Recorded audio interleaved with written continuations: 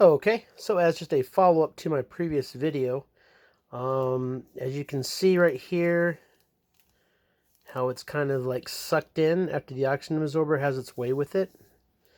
And by removing the oxygen, you're removing most pathogens' ability to grow.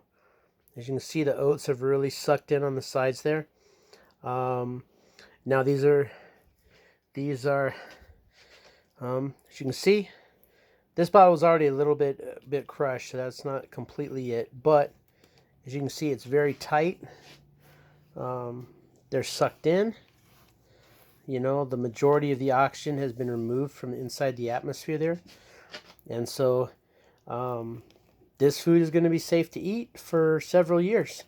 And the nice thing about these is that if any of these do get compromised, um, you know, you're gonna know it, because when you pick up the bottle, it's no longer going to be sucked in on itself.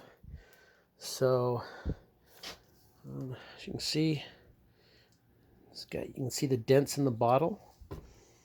Let's see here, the pinto beans. See how it's got the sucked in on itself. And so that right there, that's what happens when you apply those oxygen absorbers into your plastic containers. So you can visually see that the oxygen has been removed from these bottles, therefore making it safe.